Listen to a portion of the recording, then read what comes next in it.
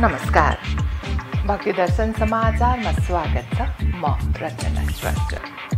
आज मिति 2079 साल आश्विन महिनाको 30 गते आइतबार, कार्तिक कृष्ण पक्षको षष्ठी तिथि 6 बजे उपरान्त सप्तमी तिथि रहने। नक्षत्र आर्द्रा 26-15 बजे उपरान्त पूर्ण वर्षु। योग परि 16-23 बजे उपरान्त शिव। चन्द्र राशि मिथुन आनन्दादि योग ध्वाक्ष। ईस्वी सम्वत 2022 अक्टोबर महिनाको 16 तारिक। शक सम्वत 1944 र नेपाल सम्वत 1142। आज सूर्योदय बिहान 6:05 र सूर्यास्त साँझ 5:32। सर्वप्रथम अहिलेसम्मका प्रमुख समाचार। गुलरिया नगरपालिका 7मा प्रख्यात बगलामुखी मन्दिर अवस्थित रहेको पागोडा शैलीको यो मन्दिर कलात्मक शैलीमा निर्माण गरिएको मन्दिर परिसरमा भगवान विष्णु, शिव, गणेशको मन्दिरहरू पनि रहेका छन् भने अन्य सासाना विभिन्न देवी देवताहरूको मन्दिर पनि रहेका।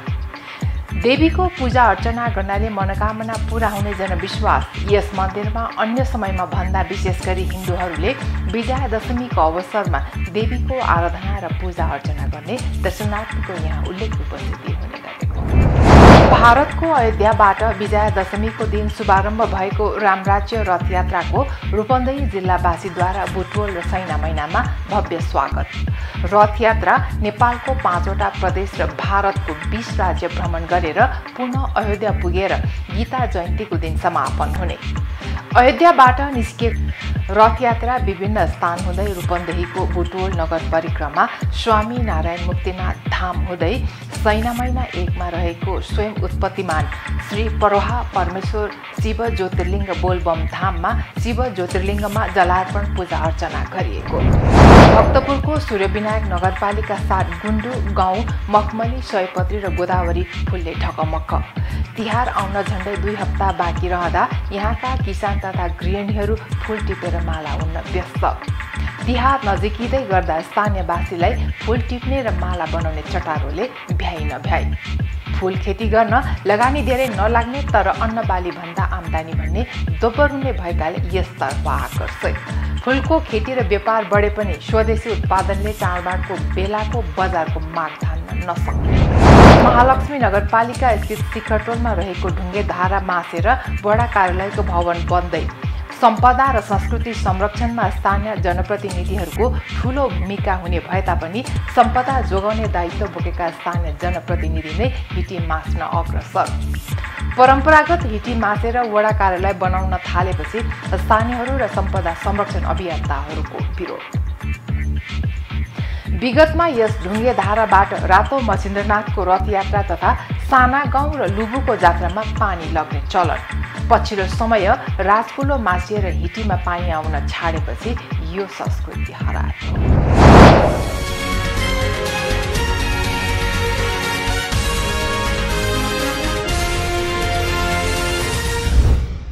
अब समाचार विस्तारमा। बर्दियाको गुलरिया नगरपालिका 7मा प्रख्यात बगलामुखी मन्दिर अवस्थित रहेको छ। यस बगलामुखी देवी एक दुर्गा मातामा समर्पित भएको छ। मन्दिरको क्षेत्रफल निकै नै फराकिलो, फूल बगैँचाले सजिएको र आकर्षकको प्रमुख प्रवेशद्वार रहेको छ। मन्दिरको गर्भगृहमा बगलामुखी माताको कलात्मक मूर्ति रहेको छ। प्यागोडा शैलीको यो मन्दिर कलात्मक शैलीमा बनाइएको छ। मन्दिर परिसरमा भगवान विष्णु, शिव, गणेशको मन्दिरहरू रहेका छन् भने अन्य साना विभिन्न देव देवताहरूको मन्दिर समेत रहेका छन्। यस क्षेत्रको सबैभन्दा पुरानो र बर्दियाको प्रख्यात मन्दिरको बगलामुखी मन्दिरलाई लिइने गरिन्छ। यस देवीको पूजा अर्चना गर्नाले मनोकामना पूरा हुने जनविश्वास रहेको छ। यस मन्दिरमा अन्य समयमा भन्दा विशेष गरी हिन्दूहरूले विजया दशमीका अवसरमा यस देवीको आराधना र पूजा अर्चना गर्न यहाँ आउने गर्दछन्। उक्त समयमा दर्शनार्थीको उल्लेखको उपस्थिति यहाँ रहने गर्दछ। यस मन्दिर स्थानीय बासिन्दाहरूको सहयोगमा विक्रम सम्वत 1994 सालमा स्थापना भएको बताइएको छ। भारतको अयोध्याबाट विजया दशमीको दिन शुभारम्भ भएको रामराज्य रथयात्राको रूपन्देही जिल्लावासीले बुटवल र सैना महिनामा भव्य स्वागत गरेका छन्। भारतको अयोध्याबाट विजयादशमीको दिन शुभारम्भ भएको 60 दिनको यात्रामा 15,000 किलोमिटर पूरा गरी नेपालको 5वटा प्रदेश र भारतको 20 राज्य भ्रमण गरेर पुनः अयोध्या पुगेर गीता जयन्तीको दिन रामराज्य रथ यात्राको समापन हुनेछ। अयोध्याबाट निस्केको रथ नेपालका विभिन्न धार्मिक तीर्थस्थलमा 9 दिन यात्रा गर्नेछन्।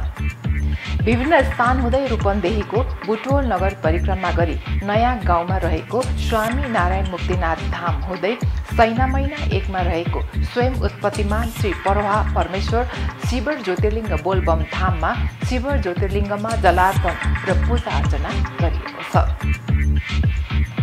रूपन्देही जिल्लाबाट हाम्रा सहकर्मी सत्यनारायण मानन्दले तयार पार्नु भएको एक रिपोर्ट। प्रदेशको रूपन्देही जिल्ला अन्तर्गत बुटवल उपमहानगरपालिका वडा नम्बर 3 गोलपार भन्ने स्थानमा छौँ र यहाँ भारतको अयोध्यादेखि राम राज्य रथ नेपाल भ्रमण गरिरहेको अवस्था छ र जनकपुर काठमाडौँको पशुपतिनाथ पुगेर त्यो रथ अहिले यो बुटवलको बाटो पाल्पाको बाटो हुँदै बुटवल आइरहेको अवस्था छ र यति बेला मेरो साथमा हुनुहुन्छ यो रथ समन्वय समितिका नेपालका संयोजक आचार्य विष्णु देवाली र यो रथ कहाँ जान्छ, कसरी यो यात्रा भइरहेको छ, वास्तवमा यो रथ यात्राको उद्देश्य के हो भन्ने विषयमा म उहाँसँग कुराकानी गर्छु। स्वागत छ भाइ।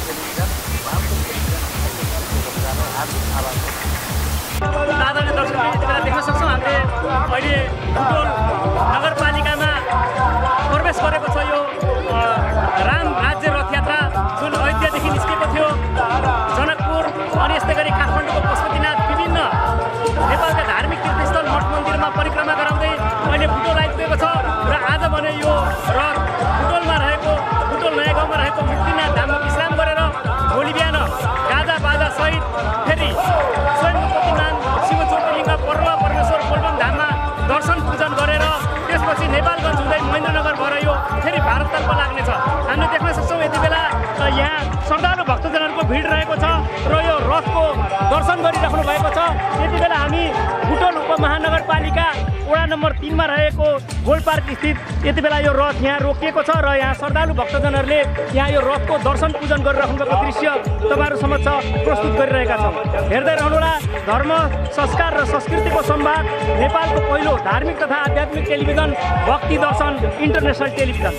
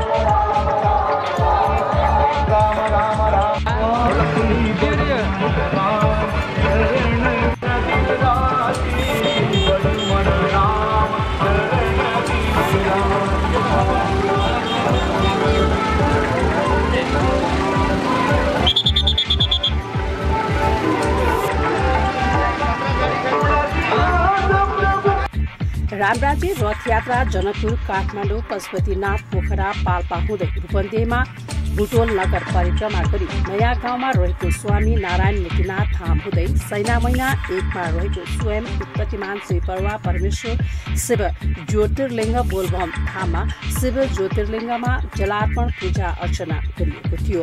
बुटोलमा विश्व हिन्दू महासंघ रूपन्देही शाखा, दुर्गा मन्दिर समिति, सिद्धबाबा धाम समिति, श्री शिरडी साई धाम समिति लगायतका श्रद्धालु भक्तजनले भव्य स्वागत गरी बुटोल नगर परिक्रमा पश्चात श्री स्वामी नारायण मुक्तिनाथ धाममा स्वामी लोकानन्दज्यू र बुटोल उपमहानगरपालिकाका मेयरज्यूद्वारा आरती सहित गौपूजन रुद्राक्ष रोपण गराई स्वामीज्यूले रथ विदाई गर्नुभएको थियो।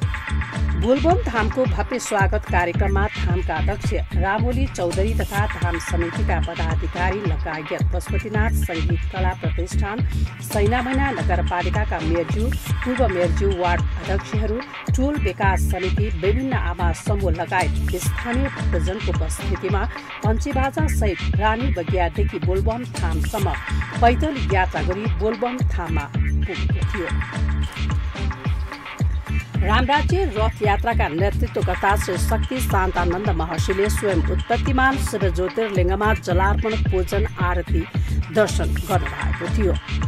बोलबम धामका अध्यक्ष रामबली चौधरीले रथ यात्रामा पाल्नु भएका सम्पूर्ण सन्त महन्तज्यूहरूलाई स्वागत मन्तव्यद्वारा स्वागत गर्दै यस कार्यक्रमलाई सहयोग गर्नुहुने सम्पूर्ण महानुभावलाई धन्यवाद व्यक्त गर्नुभएको थियो। नेपाल र भारतको अत्यन्तै सम्बन्ध, जुन प्रगाढ सम्बन्ध छ, यो यात्राका प्रमुख सन्त स्वामीज्यू, साथमा रहनुभएका विभिन्न सन्तज्यूहरू,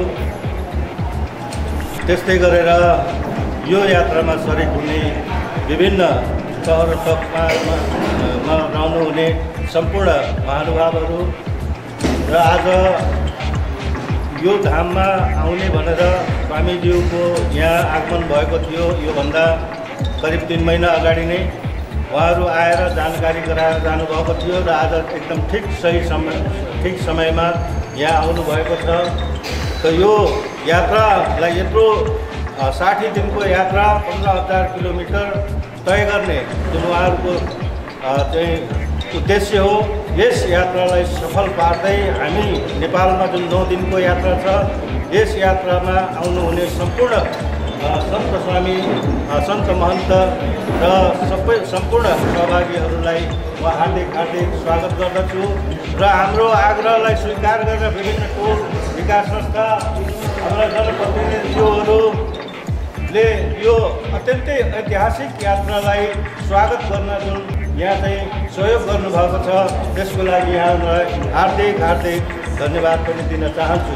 कार्यक्रममा सैना मैना नगरपालिकाका मेयर फणेन्द्र शर्माले रामराज्यको सन्देश फैल्याउन भारत र नेपालका विभिन्न धार्मिक स्थलमा जोडिँदै बोलबम धाम दर्शन पूजन गरी पश्चिम नेपाल हुँदै पुनः भारत प्रवेश गर्ने यो रथ यात्रा आफ्नो नगर क्षेत्रमा आउँदा आफू हर्षित र गौरवान्वित भएको बताउनु भएको छ।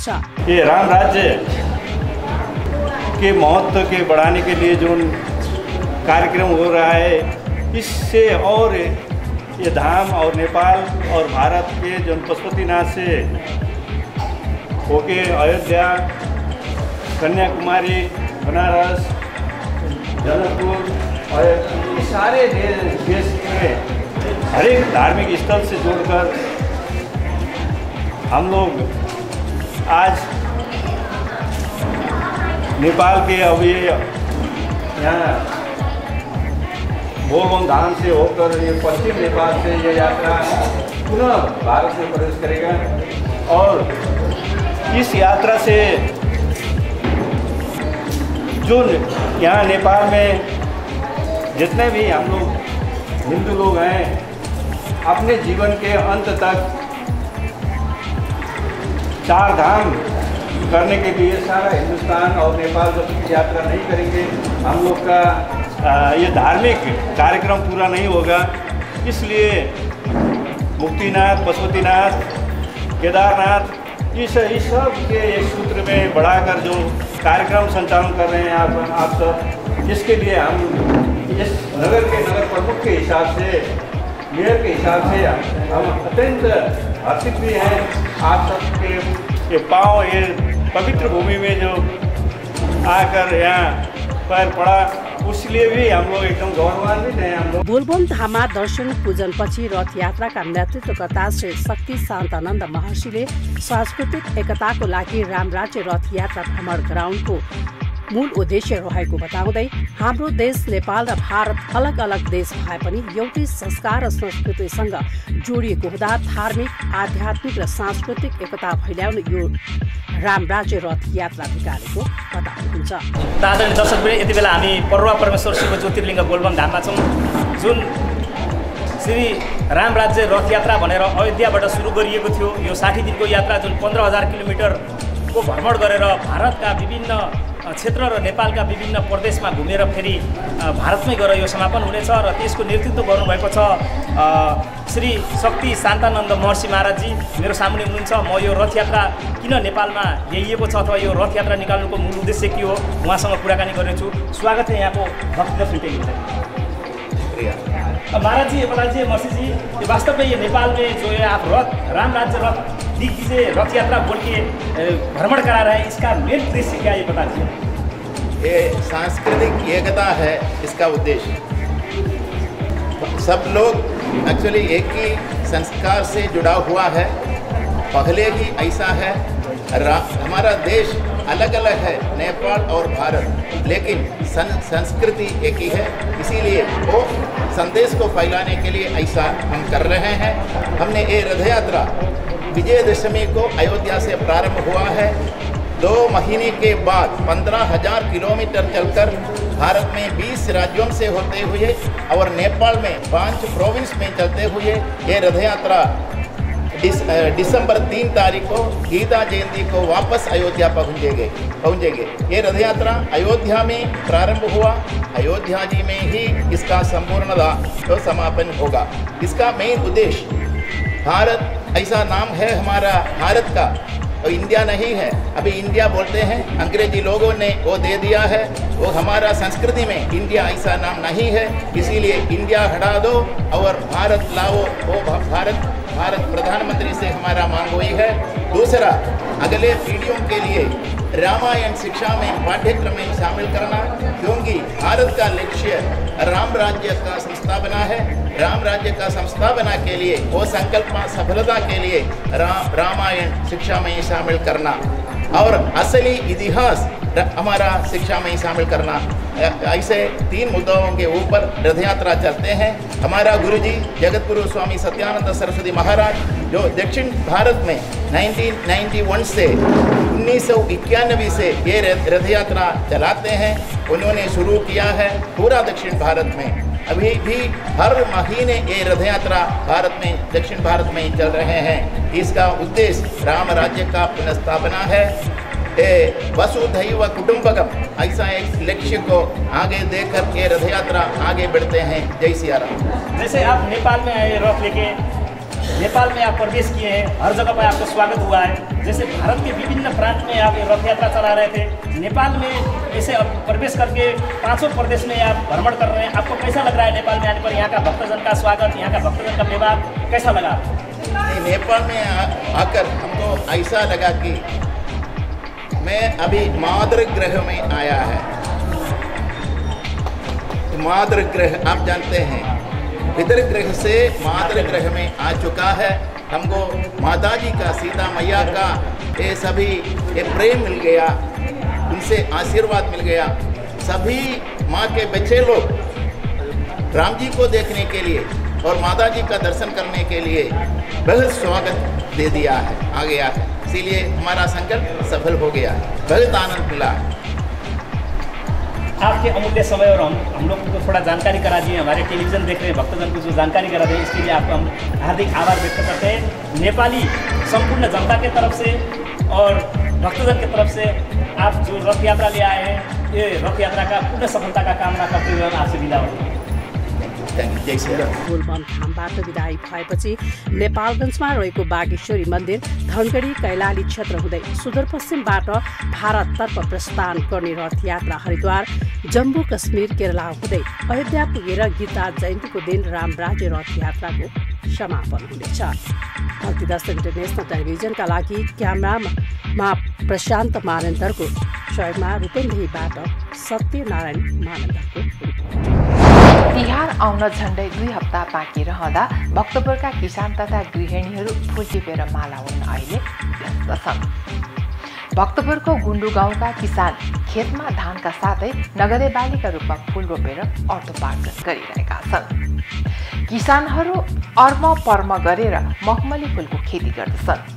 तिहारमा विशेष माग हुने र नजिकको बजार काठमाडौँलाई लक्षित गरी फुल खेती गरिरहेको स्थानीयहरू बताउँछन्। फुल खेतीबाट राम्रो आम्दानी गरिरहेको उनीहरूको भनाइ छ। फुल खेती गर्न लगानी पनि धेरै नलाग्ने तर अन्नबाली भन्दा आम्दानी भन्ने दोब्बर हुने उनीहरूको भनाइ छ। भयो 15-16 वर्ष पनि भयो। अब उस्तै हो, लगाउने उस्तै हो, पोहोर पनि त्यति नै जस्तो दिया हो हामीले चाहिँ होइन। अहिले पनि त्यही हो। अनि अब यसो टाइम पासको लागि पनि हो क्या भाइ। अनि अब यसो अलिअलि गऱ्यो भने आफ्नो खर्च पनि भयो होइन। घरमा बसिरहनुभन्दा एउटा इलाम गऱ्यो भने राम्रो भयो। आफ्नो घर पनि हेरिनु भयो, बाहिर जानु परेन यताउति। अब त्यही हो नि। वैशाखमा रोप्ने अनि साउनदेखि उन्ने अनि साउनमा उनेर राख्ने, सुकाउने, झुन्याउने, राख्ने होइन दाइ। यहाँ बजारमा जानु पर्दैन, हाम्रो घरमै आउनु छ। तिहार नजिकिएसँगै राजधानीका फुल व्यापारीहरू घरमै माला किन्न आउने हुनाले बजार अभाव नभएको उनीहरू बताउँछन्।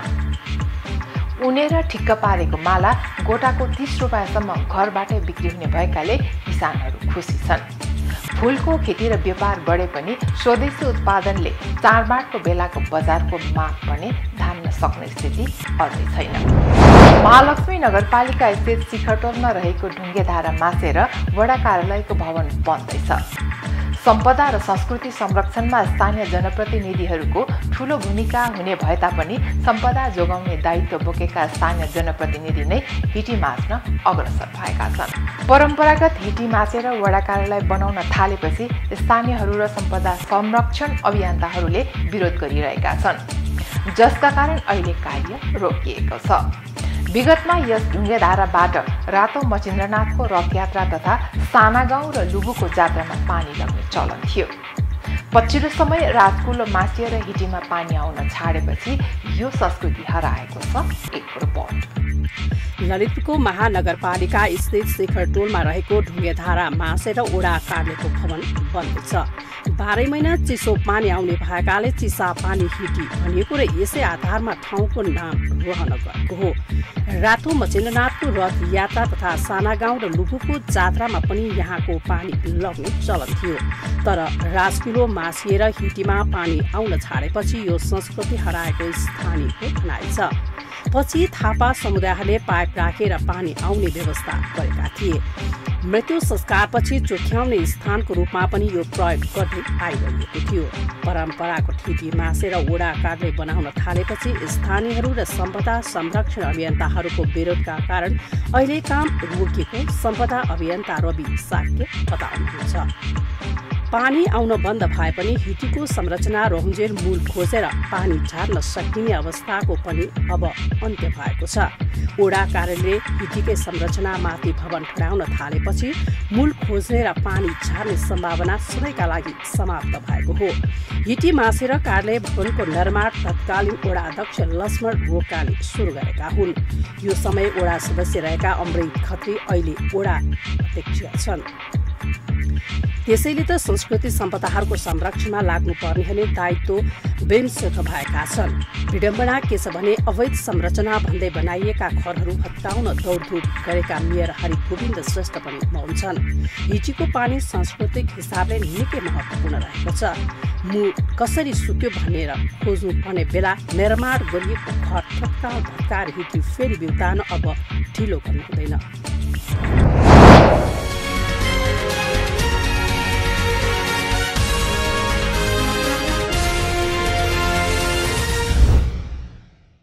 अहिलेलाई हामी भक्ति दर्शन समाचारको अन्त्यमा आइसकेका छौँ। जाँदा जाँदै प्रमुख समाचार पुनः एकपटक। गुलरिया नगरपालिका 7 मा प्रख्यात बगलामुखी मन्दिर अवस्थित रहेको पागोडा शैलीको यो मन्दिर कलात्मक शैलीमा निर्माण गरिएको मन्दिर परिसरमा भगवान विष्णु, शिव, गणेशको मन्दिरहरू पनि रहेका छन् भने अन्य सासाना विभिन्न देवी देवताहरूको मन्दिर पनि रहेका। देवीको पूजा अर्चना गर्नाले मनोकामना पूरा हुने जनविश्वास। यस मन्दिरमा अन्य समयमा भन्दा विशेष गरी हिन्दूहरूले विजयादशमीको अवसरमा देवीको आराधना र पूजा अर्चना गर्ने दर्शनार्थीको यहाँ उल्लेख्य उपस्थिति हुने गरेको।